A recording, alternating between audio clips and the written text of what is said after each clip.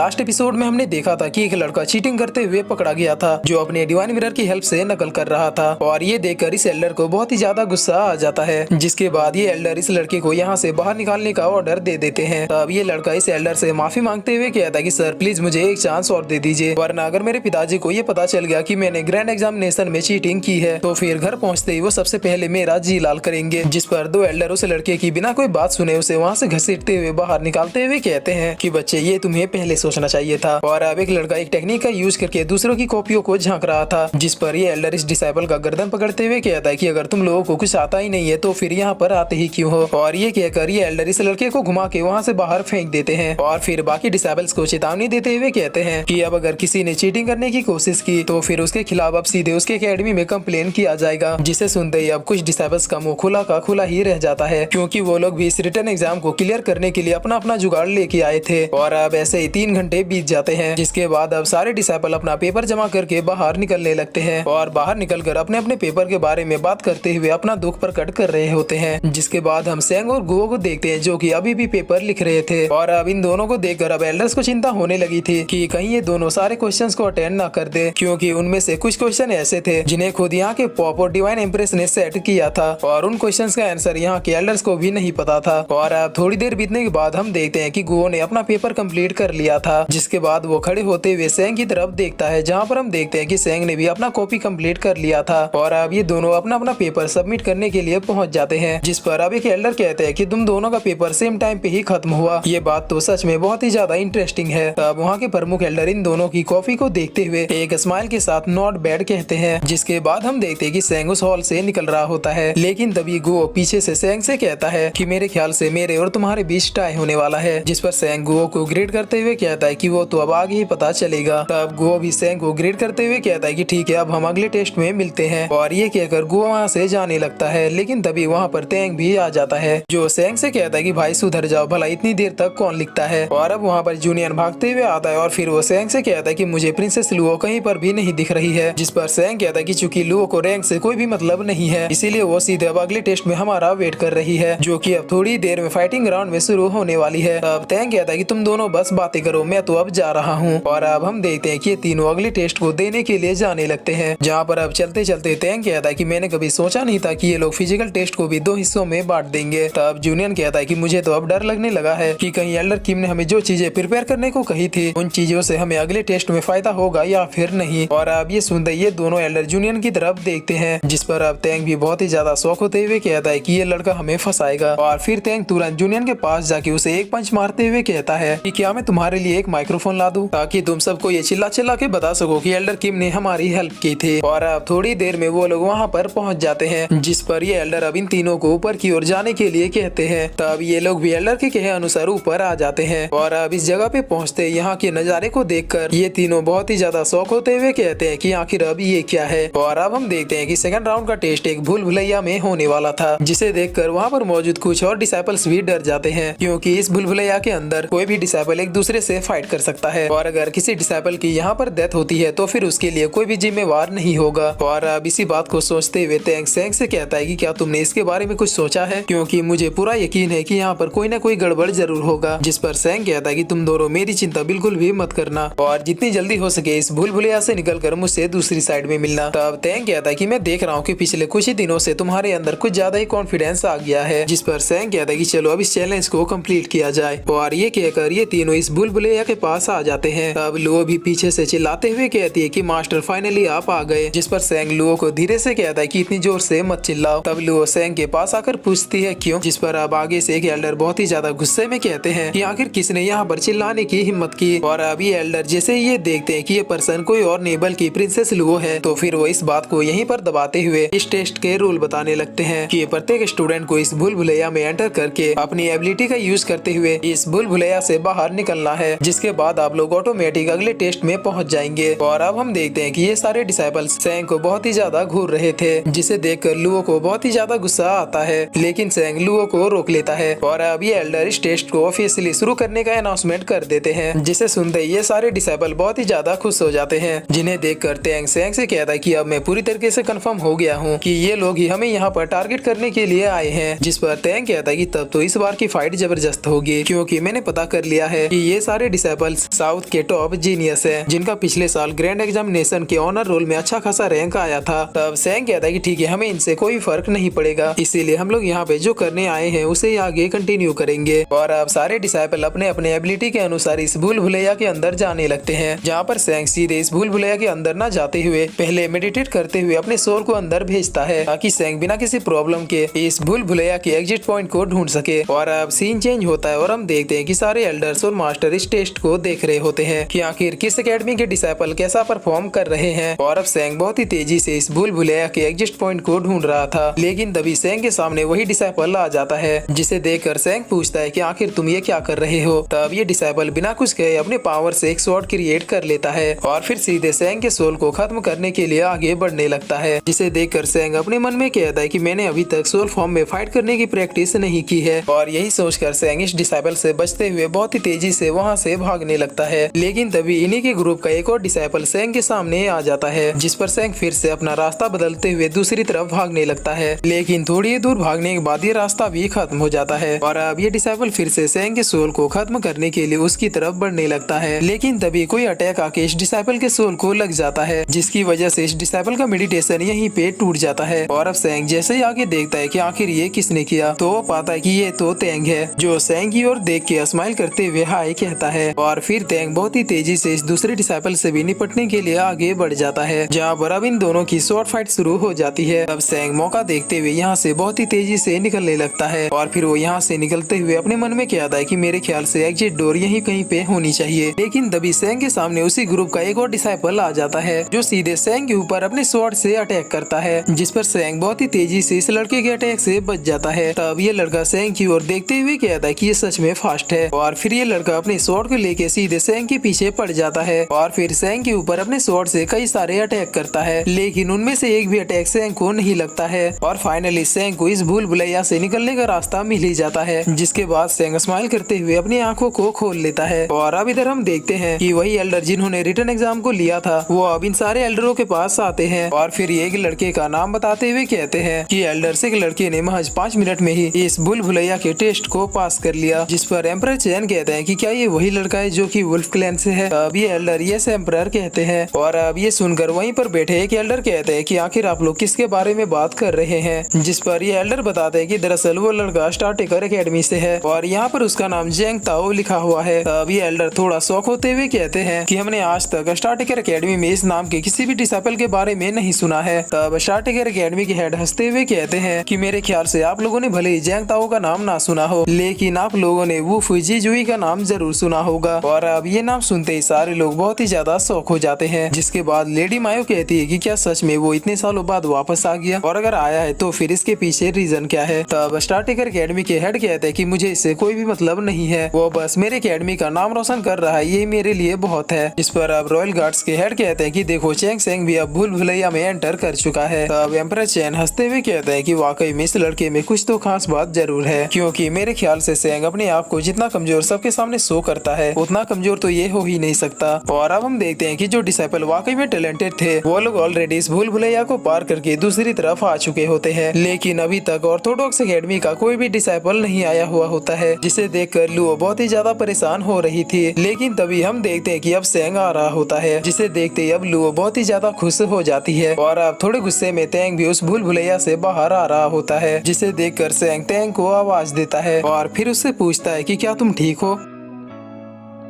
और फिर इसी के साथ ये एपिसोड यहीं पे खत्म होता है।